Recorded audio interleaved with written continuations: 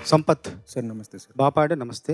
పూర్తిగా కిరణ్ గారితో ఏకీభవిస్తున్నా నేను. అసలు ఈ పాట రూపకల్పనలో అంతరామయంతో పాటు సిరికించెప్పుడు అలా దాన్ని అనుసంధానించడం అనేది చాలా బాగుంది కిరణ్ గారు. అంతరామయ్యకి సిరికించెప్పుడు కలపడం అనేది చాలా మంచి ఆలోచన, చాలా బాగుంది.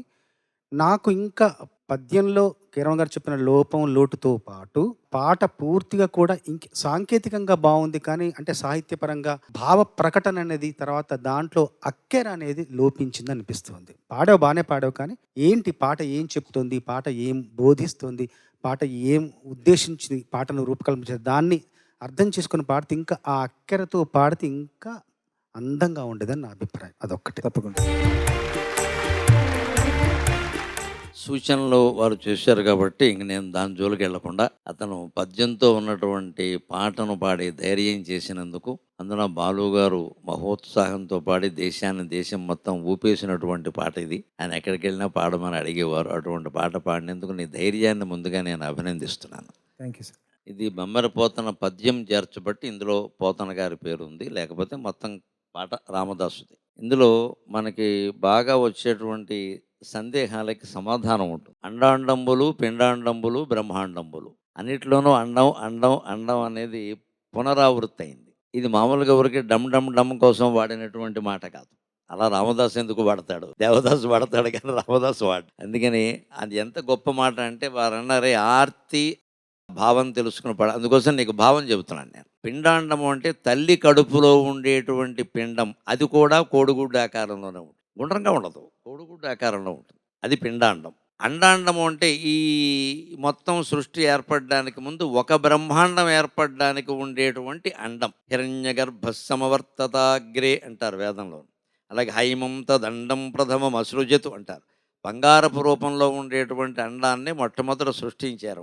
అది ఈ బ్రహ్మాండం అంటే అతల పితల సుతల తలాతల మహాతల రసాతల పాతాళాది అధోలోకాలు 7, భూలోక భువర్లోక సువర్లోక మహాలోక జనలోక తపోలోక సత్యలోకాది ఊర్ధ్వలోకాలు 7 కలిపితే ఒక బ్రహ్మాండం. ఒక పులుసు గంగాళం లాంటిది, ఒక పెద్ద కొండ అనుకో, మూత పెట్టేసిన సాంబారు గంగాళం అలాంటిది అనమాట. అటువంటి దాన్ని అది కూడా ఇంచుమించు అండం అంటారు. అండం అంటే వృత్తం కాదు, కోడిగుడ్డు లాంటిది లెక్క, ఆ ఆకారంలో ఉంటుంది కాబట్టి అండం అంటారు. అంటే తల్లి కడుపులో ఉన్న పిండమైన ఈ బ్రహ్మాండం ఏర్పడడానికి మూలమైనటువంటి అండమైన బ్రహ్మాండంబులు, ఇలాంటివి అనంతకోటి బ్రహ్మాండాలు ఉన్నాయి. అనంతకోటి బ్రహ్మాండ జనని దివ్య విగ్రహ అంటారు లలితా సహస్రంలో. అమ్మవారు అనంతకోటి బ్రహ్మాండాలకి అధిపతి, అది అధినాయకురాలు. అందుకని అలా మొత్తం బ్రహ్మాండాలన్నీ కలిపినటువంటి బ్రహ్మాండమైనా సరే మొత్తం మూలమంతా రామమయం, అంటే ఒక్కటే ఒక్కటే ఒక్కటే, రెండోది అనేది లేదు. ఇది అర్థమైతే ఇప్పుడు బాలు గారైనా, ఆ దర్శకులైనా, రచయిత అయినా, ఎవరైనా ఆ సిరికిని చెప్పడం ఇందులో ఎందుకు చేర్చారో అర్థమవుతుంది. ఆయన సిరికి చెప్పలేదు, ఇప్పుడు భావం గురించి అంటున్నారు కదా. సిరికింజెప్పడు శంఖచక్ర యుగముంచేదో ఈ సంధింపడు ఏ పరివారంబును చీరెడు అభ్రగపతిన్ పన్నింపడు ఆకర్ణికంతర ధమ్మిల్ల ముసక్కనొత్తడు ఆకర్ణికంతర ధమ్మిల్ల ముసక్కనొత్తడు వివాద ప్రోత్థిత శ్రీకుశోపరిచేలాంచలమైన వీడడు గజ ప్రణావనోత్సాహియై అని మా సాహిత్యవేత్తలు మామూలుగా సభల్లో మేము పాడుతూ ఉంటాం. ఇందులో మాకు రాగాలు ఏం తెలియవు, భావాన్ని బట్టే అది ఏ రాగం అందుకుంటే ఆ రాగం అందుకుంటుంది, ఇబ్బంది ఏం లేదు ఇక్కడ. అందులో రామమయానికి ఈ పద్యం ఎందుకు చేర్చారు అంటే, ప్రత్యేకించి ఔచితీ శోభితంగా ఎందుకు చేర్చారంటే, అంతా ఒక్కటే కాబట్టే ఆయన లక్ష్మీదేవికి చెప్పకుండా వచ్చేసాడు. ఇక్కడ లక్ష్మీదేవి ఉంటుంది, ఇక్కడ ఉన్నది కూడా లక్ష్మీదేవే. శంఖచక్ర యుగాలు కూడా తెచ్చుకోవలసిన అవసరం, ఎక్విప్మెంటు పరికరాలతో వెళ్ళవలసిన అవసరం మన నాయకులకు ఉంటుంది, కానీ జగన్నాయకుడైన శ్రీమన్నారాయణమూర్తికి ఉండదు. అందుకని పరివారాన్ని రామ్మని అనలేదు. అభ్రగపతిని పన్నింపుడు, అభ్రగపతి అంటే గరుత్మంతుడు, గరుత్మంతుడి ముందు ఉండవజా వెళ్ళాలి కదా, దూరం అని అనాలి కదా, అది కూడా లేదు. అందుకని అభ్రగపతిని ఆకర్ణికంతర ధమ్మిల్లము చక్కనొత్తడు. ఇది తెలిస్తే జుట్టు దూకోవడం బాగుంటుంది, నా బోటకాడికి అవకాశం లేదు, నువ్వు హాయిగా దూకు. ఆకర్ణికాంతర ధమ్మిల్లము చక్కనొత్తడు. భగవంతుడికి భక్తుల్ని రక్షించడం మీద ఎంత ఆసక్తి అంటే జుట్టు దూకోవడం కూడా మర్చిపోయాట. ఆయనకేమైనా మామూలుగా ఉంటాడు, ఆయన పేరే కేశవ, బ్రహ్మాండమైన కేశాలు ఉంటాయి ఆయనకి. అవి ఇలాగ ఎలా పడుతున్నాయంటే ఆకర్ణికాంతర ధమ్మిల్లం. ధమ్మిల్లం అంటే ఈ కేశపాశానికి సంబంధించిన ఈ పక్కన ఉండే చుట్టు, అది చెవుల మీద పడుతోందట. మామూలుగా ఆయన శేషపర్యంకం మించి కిందికి దూకాడు కదా, దూకినప్పుడు మరి జుట్టు ముందుకు వస్తుందిగా. మనం ఎవరన్నా ఇలా అనుకుంటాం కదా బాగా. ఇప్పుడు అమ్మాయిలు చాలామంది ఇలా మొత్తంగా పీచు ఇలా వేలాడ తీసుకుని శుభ్రంగా ఇలా ఇలా ఇలా నాకు జాలేస్తూ ఉంటుంది. 2 చేతుల్లో 2 ఫోన్లు ఉంటాయి, ఓ పక్క జుట్టు. ఎంత శ్రమ పడుతున్నారా శ్రమజీవులు అంటే వీళ్ళేరా, ఓ జడో మూడో వేసుకుంటే ఈ గొడవ లేదు కదా అనుకుంటాను నేను. అందుకని అలాగే ఆయన కూడా పాపం ఇలా దూకగానే ఆయన జుట్టు ముందుకు పడితే కనీసం ఆ జుట్టుని ఆ ధమ్మిల్లము పక్కనొత్తాడు, చెవులు పక్కకు ఒత్తుకోవాలనే ధ్యాస కూడా లేదనమాట. అంతగా భగవంతుడు భక్తుల్ని కాపాడతాడనే ఆర్తిని మనం అర్థం చేసుకుంటే అప్రయత్నంగా మన కంఠంలో ఆ కరుణాస్వరం ధ్వనిస్తుంది. అది ఏ రాగం అవుతుంది అనేది కీరవాణి గారికి సంబంధం, మిగిలిన వారికి సంబంధం, నాకు సంబంధం లేదు. కానీ ఏదో రాగం అందుకుంటుంది. ఆ అర్థం తెలుసుకుంటే కలిగే ప్రయోజనం ఏది. అలా వచ్చాడంటే ఇక్కడ ఎందుకు వచ్చాడు? అంతా రామమయం కాబట్టి. నాకు ఈ పరివారము, దేవతలు, పరికరాలు అన్నీ ఇక్కడ కూడా ఉంటాయి. ఎక్కడైనా నేను వాటిని ఇలా మార్చుకోగలను. అణుసంయోగమే కదా ఏదైనా మార్చుకోగలననే ఉద్దేశంతో ఆయన వచ్చాడనే ఉద్దేశానికి అంతా జగమంతా ఒక్కటే కాబట్టి అక్కడ వాడు అక్కడ ఉంటూనే ఇక్కడికి వచ్చి కూడా రక్షించగలిగాడు అనే భావం వచ్చేలాగా ఆ పోతన గారి పద్యాన్ని ఇందులో చేర్చారు. ఈ అండాండం, బ్రహ్మాండం, పిండాండం అర్థమైతే రాగాలు, సంగీతాలు పక్కన పెట్టామో వృద్ధిలోకి రావాల్సిన కుర్రాడికి తప్పకుండా వస్తావు. జీవితానికి చాలా ఉపయోగపడి అంతా భగవన్మయమే కాబట్టి మనం దేనికి కంగారు పడక్కర్లేదు. తల్లి కడుపులో ఉన్న బిడ్డ దేనికైనా కంగారు పడతాడా? తల్లి ఉంది కదా అనుకుంటాడు. మనం కూడా భగవంతుడి గర్భంలో ఉన్నాం. జీవితంలో ఏ పరిణామానికి నీకు కంగారు పడవలసిన అవసరం రాదు. ఇటువంటి పాటలు అభ్యాసం చేసి బాగా పాడు, చిరకాలం వృద్ధిలోకి వస్తావు, సందేహమే. ధన్యవాదాలు సార్. సాహిత్యం ప్రధానమైన పాటలు రౌండ్లో ఆఖరి contestant is going to be Gitanjali.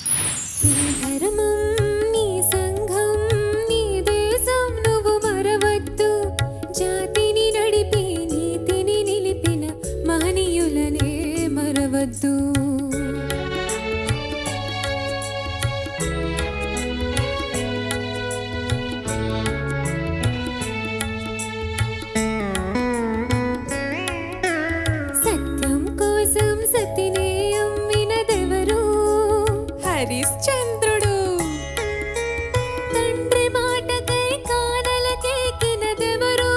శ్రీరామచంద్రుడు అన్న సేవకే అంకితమైనది ఎవరన్నా? లక్ష్మణ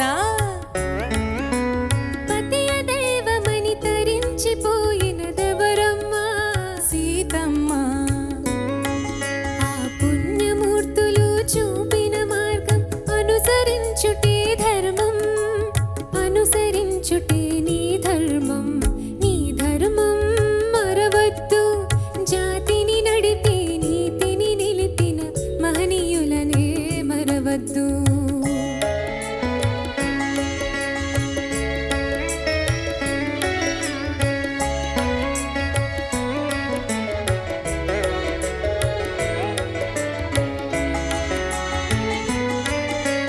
చాపకూడుతో సమతను నేర్పిన నాటి బలనాటి బ్రహ్మన్న, మేడి పండులా మెరిసే సంఘం గుట్టు విప్పెను వేమన్నా. వితంతవుల విధి వ్రాతలు మార్చి బ్రతుకులు పండించే కందుకూరి తెలుగు భారతిని ప్రజల భాషలో తీర్చిదిద్దెను గురజాడా. ఆ సంస్కర్తల ఆశయ రంగం నీవు నిలిచిన సంఘం, నీవు నిలిచిన ఈ సంఘం. నీ సంఘం మరవద్దు, జాతిని నడిపే నీతిని నిలిపిన మహనీయులనే మరవద్దు.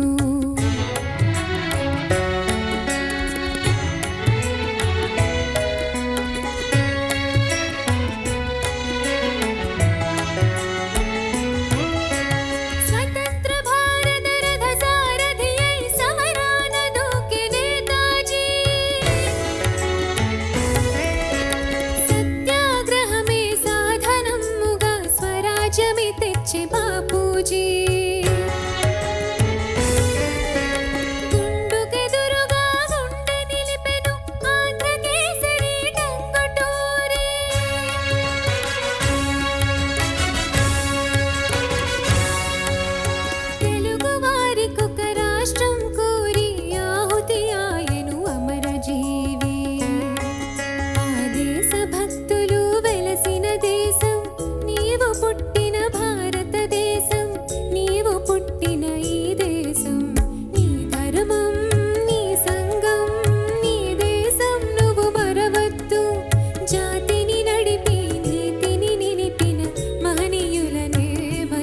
మరవద్దు మహనీయులనే మరవద్దు.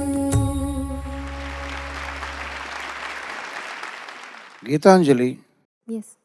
మొట్టమొదటిసారి గాయకుల పెర్ఫార్మెన్స్తో ప్రమేయం లేకుండా కేవలం వాళ్ళు పాడినందుకు ఇంప్రెస్ అయిన మొట్టమొదటి సందర్భం ఇది. అంటే నువ్వు ఎలా పాడావో నేను చెప్పట్లేదు, ఇప్పుడు నువ్వు పాడడం బాగుంది ఫస్ట్ ఆఫ్ ఆల్ అంటే చక్కగా. Thank you sir. ఇప్పుడు నీ పెర్ఫార్మెన్స్కి వస్తే కొద్దిగా సంగీతం బాగుంది, ఎక్స్ప్రెషన్ కూడా బాగుంది ఫర్ ఎ చేంజ్, కానీ ఉచ్చారణలో ఇంకొంచెం. ఎందుకంటే ఒక్కొక్క వాళ్ళ గురించి చెప్పేటప్పుడు, ఒక్కొక్కళ్ళ లక్షణాల గురించి చెప్పేటప్పుడు, వివిధ రకాల సంఘ సంస్కర్తలు మహనీయుల గురించి చెప్పేటప్పుడు ఉచ్చారణలో క్లారిటీ మెయింటైన్ చేయాలి. అది చేస్తే ఇది సాహిత్య ప్రధానమైన పాట కాబట్టి, సంగీతం కూడా బాగా చేశారు టీవీ రాజు గారు. కొంచెం నాలుక కొంచెం పటిష్టంగా ఆ స్పష్టత మెయింటైన్ చేస్తే ఇంకా చక్కగా రాణిస్తుంది. నువ్వు చక్కగా పాడావు, మంచి రసోత్పత్తి జరిగింది. ఉచ్చారణ కూడా చూసుకోమ్మా, ఇట్లాంటి పాటలు పాడేటప్పుడు చాలా క్లియర్గా ఉండాలి. Okay sir. But for that చాలా చక్కగా పాడావు, నీకు అభినందనలు. Thank you sir. గీతాంజలి, నమస్తే సార్. నమస్తే అమ్మా, బాగా పాడావు. స్పష్టత అది పక్కన పెడితే ఇంకా అది తప్పకుండా ఉండాలి, కానీ నువ్వు పాడుతున్నప్పుడు వినాలనిపిస్తుంది. ఎందుకంటే ఆ పాటలోని సారాంశం అది అంత గొప్ప సారాంశం. వినాలి, నువ్వు ఏదో చెప్తున్నావు, వినాలనిపించేంత ఆసక్తికరంగా నువ్వు పాడుతున్నావు. మనస్ఫూర్తిగా నచ్చింది. ముందు పాట రాసిన నారాయణ రెడ్డి గారికి 2 చేతులెత్తి నమస్కరించాలి. ఎలాంటి భావాలు, ఎలాంటి ఆలోచనలు అంటే ప్రతి కాలంలో కూడా ఇలాంటి పాట ఒకటి ఉండాలి. వినాలి, నేర్చుకోవాలి, తెలుసుకోవాలి, ఆచరించాలి, అనుసరించాలి. సత్యాగ్రహమే సాధనముగా స్వరాజ్యమే తెచ్చే బాపూజీ. ఆ ఒక్క వాక్యం విన్న తర్వాత నాకు గుండెంతో ఒకలాగా కలిచివేసినట్టయింది. ఎందుకంటే చూస్తున్నాం కొన్ని వ్యాఖ్యలు, కొన్ని వాక్యాలు చదువుతున్నాం, చూస్తున్నాం, వింటున్నాం. అప్పుడు దాంట్లోంచి నాకు ఒక భావం పుట్టింది. ఎవరో ఒక పెద్ద ఆయన వానమామలై వరదాచార్యులు గారని, అభినవ పోతనగా వాసికెక్కిన వరదాచార్యులు గారు ఒక మాట రాశారు. ఏంటంటే, ప్రహ్లాదుడిలోని భక్తి సుధారసాన్ని, భీష్ముడిలోని ఇంద్రియ నిగ్రహాన్ని, హరిశ్చంద్రుడిలోని సత్య సంపదను, రామచంద్రుడిలోని ధర్మ నిరతిని, ధర్మరాజులోని అజాత శత్రుత్వాన్ని, కృష్ణుడిలోని కర్మ జ్ఞాన కౌశలాన్ని, శిబి కర్ణుడిలోని త్యాగాన్ని, సోక్రటీస్లోని కష్ట సహనశీలతను, అరిస్టాటిల్లోని తత్వజ్ఞాన రహస్యాన్ని, ప్లేటోలోని భావోన్నతిని, క్రీస్తులోని క్షమాగుణాన్ని, బుద్ధుడిలోని దయా జలధిని అన్నింటినీ ఒక చోటికి చేర్చి అమూల్యమైన తన జీవన పీఠికలో భద్రపరిచిన అమరమూర్తి గాంధీజీ అని చెప్పారు ఆయన. ఎక్కడో క్యూబాను కాబట్టి ఫెడరల్ క్యాస్ట్రోతో పాటు చేగువెరా వాళ్ళ బొమ్మలు, వాళ్ళ టోపీలు పెట్టుకోవడం కాదు, మన గాంధీ గారిని గౌరవించాలి, పూజించాలి ప్రతి ఒక్కరు కూడా. కొన్ని సందర్భాలు, కొన్ని సంఘటనలు ఎదురైనప్పుడు నాకు ఇలా అనిపించింది. ఒక భావావేశంతో చెప్పాను తప్ప తప్పుగా అనుకోకూడదు. చాలా బాగా పాడావు. కొన్ని ఆ సవరణలు కనుక నీ పాటలో ఉంటే ఇంకా అద్భుతంగా రాణి. Thank you sir. పాట నువ్వు సినిమా తెర మీద చూస్తూ విన్నావమ్మా? చూస్తూ విన్నాను సార్. సావిత్రి గారిని గమనించావా? కూర్చుని నటించారు కదా, కూర్చున్నారు ఆవిడ టీచర్. కోడలు దిద్దిన కాపురం అప్పుడు కాబట్టి అలాంటి సినిమాలు వచ్చి, ఇప్పుడు ఏదో కోడలు గుద్దిన కాపురం వస్తుంది. నేను ఎక్కడో అవధానం చేస్తుంటే అడిగారు, సమాజం ఏదో చెడిపోయింది అంటారంటే కారణం ఏమిటంటే, పూర్వకాలం ఆత్మీయులు, అనుబంధాలు, ఆడపడుచు, రక్త సంబంధం, కోడలు దిద్దిన కాపురం లాంటి సినిమాలు వచ్చేవయ్యా. ఇప్పుడు ఈడియట్, జల్సా, రౌడీ ఇలాంటి సినిమాలు వస్తున్నాయి, మరి చెడిపోతే ఏమవుతుంది అన్న. కాపురాలు నిలబడాలంటే కోడలు దిద్దిన కాపురం ఉండాలి, కోడలు గుద్దిన కాపురం అంటే ఎలాగా? అలాంటివే తయారవుతాయి. అప్పుడు అలాగే ఉండేవారు. కోడలు దిద్దిన కాపురం సినిమా ఎన్టీ రామారావు గారు 100వ చిత్రమో ఏదో ఇది. నేను ఎన్టీ రామారావు అసోసియేషన్కి అభిమాన సంఘానికి పశ్చిమ గోదావరి జిల్లా ఉపాధ్యక్షుడిగా పనిచేశాను. చదువుకునే రోజుల్లో ఎన్టీ రామారావు సినిమా అంటే టికెట్ల కోసం చెయ్యి విరగొట్టుకున్న వాళ్ళు నేను ఒకండి, తాడేపల్లిగూడెం కృష్ణా బాలాజీ టాకీస్లో. అందుకని ఆ రోజుల్లో ఈ సినిమా వచ్చినప్పుడు నేనేం చేశానంటే, అసలు ఎన్టీ రామారావు అప్పటికి నటించిన 100 సినిమాలు, హీరో ఎవరు, హీరోయిన్ ఎవరు, సంగీతం ఎవరు, దర్శకులు ఎవరు, ఇలా పెద్ద చార్ట్ తయారు చేశా. ఎప్పుడైనా ఆయన ఇంటికి వెళ్ళి ఆయనకి చూపించాలని. నిజంగా ఇది ఎంత గొప్ప పాట అంటే, ఇవాళ ఐఐటి విద్యార్థులు, బీటెక్ విద్యార్థులు, ముఖ్యంగా ఎక్కడో రాజస్థాన్లో ఒక సంస్థలో 10 రోజులకు ఒకడు ఆత్మహత్య చేసుకుంటున్నాడని చెబుతున్నారే కోచింగ్ సెంటర్లో. అక్కడ వాళ్ళు అల్పాహారం సేవిస్తుంటే ఈ పాట వినిపిస్తే దేశం కోసం బతుకుతాడమ్మా మనిషి, చదువు కోసం ఉద్యోగం కోసం బతకడు, దేశం కోసం బతుకుతాడు ఖచ్చితంగా. నీ జాతిది, నీ దేశం ఇది, నీ సంస్కృతులు ఇలాంటి వాళ్ళు, నీ ధర్మం నీ సంఘం మరవద్దు అని చెబుతున్నారు ఖచ్చితంగా. తెలుగు వాళ్ళందరికీ ఈ పాట వినిపిస్తే ఆత్మహత్యలు ఆగిపోయేంత గొప్ప పాట నువ్వు నేర్చుకుని పాడావు. ఇందులో ఈ పాట ఉంటుందని నేను అనుకోలేదు. ఏదో యుగళ గీతాలు అవి ఉంటాయి అనుకున్నాం, కానీ ఉత్తేజపరిచేటువంటి గీతాన్ని చాలా శ్రద్ధగా నేర్చుకున్నావమ్మా. నీకు ప్రత్యేకించి అభినందనలు నేను అందజేస్తూ ఉన్నాను. అలా కాకుండా ఇంకొక మాట ఏమిటంటే, ఉచ్చారణ గురించి చెప్పారు కదా కీరవాణి గారు ప్రత్యేకంగా. నేను ఆ మాట చెప్పాలి, కానీ అది మీ తప్పు కాదు, మా తప్పు. మిమ్మల్ని ఇంగ్లీష్ మీడియంలో చదివించాము, మా తప్పమ్మ, మా తరం, మా పెద్దవాళ్ళ తప్పది. ఇంగ్లీషులో ధర్మం అంటే రా ఎందుకు విడిగా పలుకుతామంటే, ధర్మం మనం తెలుగులో రాసామనుకోండి, రా కింద మా ఒత్తు రాస్తాం, అంతే కదా. ధర్మం అంటే రా వేరు మా వేరు రాయం, రా కింద మా ఒత్తు రాస్తాం. చర్మం అంటే రా కింద మా ఒత్తు రాస్తాం. దాన్ని స్పష్టంగా పలకాలి, దాన్ని ఒత్తు కింద పలకాలని అక్షరమే చెబుతోంది అక్కడ. ఇది కింద ఉంటుంది, అది పైన ఉంటుంది. ఏది డామినేట్ చేస్తోంది? రకారం. అది ఉండాలి, దాని కింద ఇది ఉండాలని స్పష్టంగా. ఇంగ్లీష్లో వచ్చిన చావు ఏమిటంటే, ధర్మం అంటే DHARMAM రాస్తారు. ఆరు ప్రత్యేకంగానే ఉంది, ఎం ప్రత్యేకంగానే ఉంది. అందుకని ఉచ్చారణలో కూడా ఆరు కొంచెం విడిగా వచ్చినట్టుగా ఉండి ధర్మం అన్నట్టుగా వచ్చేస్తూ ఉంటుందండి. ఆ భాషలో ఉండే ఇబ్బంది అది. 56 అక్షరాల మహత్తరమైన మహాబలిపురం గజం లాంటి భాషని ఒట్టి శునకం లాంటి భాషలో చేర్చి మనం నేర్చుకుంటున్నామమ్మా. మన దౌర్భాగ్యం ఇది. 26 అక్షరాలు భాషలో పెట్టాం పట్టుకెళ్ళి, అంటే 30 అక్షరాలు గోవింద. అటువంటి భాష ఉండడం వల్ల వస్తున్నాయి. కానీ నువ్వు శ్రద్ధగా నేర్చుకోగలిగితే ఈ కార్యక్రమం నిజానికి ఈటీవీ వారు తలపెట్టిన కార్యక్రమం ఎంత గొప్పదంటే, ఎన్నేళ్లుగా సాగుతుందో ఇది. కానీ దీనివల్ల బాలు గారు నిర్వహించినంతకాలం ఉచ్చారణ పట్ల కూడా ఆయన బాగా శ్రద్ధ చేసేవారు. ఎక్కడ తేడా వస్తే ఊరుకునేవాడు కాదు. బాలు అంటే భాష, బాలు అంటే భాష. మేము దానికోసం వినేవాళ్ళం. మేము ప్రత్యేకంగా ఎక్కడ ఎవరు తప్పు పాడినా వెంటనే సరిచేసి మీకు చెప్పలేదా అనేవారు ఆయన ఖచ్చితంగా. అలాగే ఈ కార్యక్రమం ద్వారా భాషను సంస్కరించుకున్న వాళ్ళు చాలామంది ఉన్నారు. మీ గాయనీ గాయకులందరూ ఆ భాషని తగిన శ్రద్ధతో తెలుగు ఉచ్చారణతో పలికి మంచి పాటలు పాడండి. ఈ ఒక్క పాట నీ జీవితంలో జయకేతనంగా నిలబడుతుందమ్మా. శుభోజ్జయం. ధన్యవాదాలు గురు. All the best. ఇంకా చెప్పడానికి ఏముంది? Thank you. Good luck. Thank you. ఈ 26వ సీజన్లో అద్భుతాలు జరిగిపోతున్నాయి.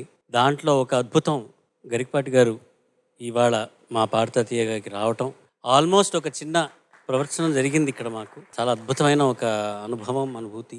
గురుగారు మీరు ఒక్కసారి వేదిక మీదకి వస్తే మీకు మిమ్మల్ని మర్యాద చేయాలని మా కోరిక. కీరవాణి గారు, చంద్రబోస్ గారు, మీరు కూడా. చరణములే నమ్మితి నీ దివ్య. కీరవాణి గారు, మీరు ఈ ఎపిసోడ్ ముగిస్తున్నది. ఈ ఎక్స్పీరియన్స్ గురించి మీరు మొదలెడితే మీరు చెప్తే దీనికి చాలా యాప్ట్గా ఉంటుంది అనిపిస్తుంది. ఈరోజు గురువుగారి ప్రవచనంలోంచి నేర్చుకున్న విషయాల్లోనే, ఆ మాటలతోనే ఈ ఎపిసోడ్ గురించి నేను చెప్పదలుచున్నాను. చరణ్, గురువుగారు చెప్తే నేను నేర్చుకున్నది ఏంటంటే, సాహిత్యం కానీ సంగీతం కానీ అమ్మవారు ఈశ్వర వరప్రసాదమే కానీ సరస్వతీదేవి కాదు అని ఆయన చెప్పారు.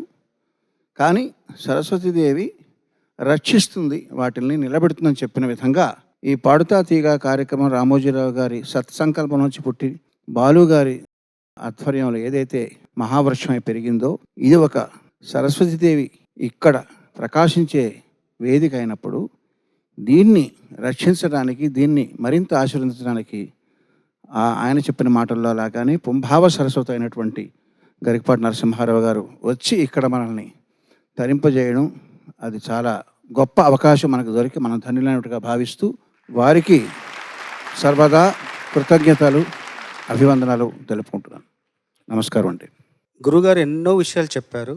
నాకు అందులో బాగా ఆకట్టుకునే విషయం ఏంటంటే, తల్లి గర్భంలో ఉన్నప్పుడు మనం ఎలా అయితే నిశ్చింతగా ఉంటామో, ఎలాంటి బాధ, ఎలాంటి ఆందోళన, ఎలాంటి ఒత్తిడి లేకుండా ఉంటామో, ఈ జగత్తంతా కూడా జగన్మాత యొక్క గర్భం కాబట్టి ఇక్కడ కూడా మనం అంతే నిశ్చింతగా ఉండాలి.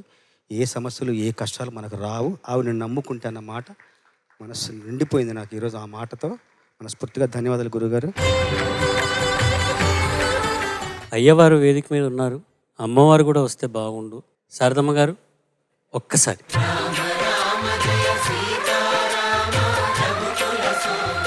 ఒక చిన్న కథ చెప్పి, ఈ కథ కట్టుకథ కాదండి, సరస్వతీదేవి మీద ప్రమాణంగా నేను చెప్తున్న ఒక కథ అండి ఇది. ఇందులో మీలాంటి వాళ్ళు ఎదురుగుండా సత్యమే మాట్లాడాలి. మా నాన్నగారు శివదత్త గారు, ఆయన కీర్తిశేషులు. ఆయన వేరే ఇంట్లో ఉంటారు, ఆయన విడిగా ఉండేది విడిగా. ఆయన పని పడినప్పుడు ఆయనకి సంస్కృత విద్వాంసులండి ఆయన. ఆయనతో సంస్కృతం పాట ఏ రాయించుకోవడానికో, ఏ రాజమౌళి సినిమాలో రాయించుకోవడానికో, లేదా ఈ మాటకు అర్థం ఏంటని తెలుసుకోవడానికి మాత్రమే ఫోన్ చేస్తున్న తరుణంలో నేను మా పిల్లలకి చెప్పానండి, మా పెద్ద అబ్బాయికి, బాబు పని ఉన్నప్పుడు మాత్రమే ఫోన్ చేయడం కాదు, ఒక్కొక్కసారి అని ఏంటంటే ఈ కలువ పువ్వుని ఏమంటారు, కలువ పువ్వు లోటస్ని ఇంగ్లీష్లో తెలుగులో ఏమంటారు సంస్కృతంలోని అని అడిగితే, నాకు తెలీదమ్మా, తాతగారికి ఫోన్ చేద్దామని చెప్పి, ఇవాళ వద్దు, ఇవాళ ఉభయ కుశలోపరి, బాగున్నారా తాతగారు అని ఫోన్ చేయి, రేపు అడుగుదాం, ఎందుకంటే ఆయన ఫీల్ అవుతారు, పని ఉన్నప్పుడే ఫోన్ చేస్తున్నారు మీరు అని ఫీల్ అవ్వకుండా నువ్వు మామూలుగా ఫోన్ చేయని చెప్పాను. అంటే ఆయన స్పీకర్ ఫోన్ ఆన్ చేసి ఫోన్ చేశాడండి. నేను చెప్తే అది వింటాడు మా అబ్బాయి. తాతగారు బాగున్నారా అన్నాడు. బాగున్నానమ్మా, చాలా రోజులు చేసావు, చాలా ఆనందం ఉంది, ఏంటి ఎందుకు చేసావు అంటే, ఏం లేదండి నేను బాగున్నారా అని అడగడం కోసం చేశాను. ఓహో చాలా సంతోషం అమ్మా, అప్పుడప్పుడు చేస్తుండండి అలాగా, అంతేకాదు మంచి మంచి ఒక రోజుకో పదం కూడా నేను చెప్తాను, నేర్చుకోవచ్చు కదా మీరు అని. ఫర్ ఎగ్జాంపుల్ టుడే రాజీవము అంటే కలువ పువ్వు, లోటస్ అని చెప్పారండి.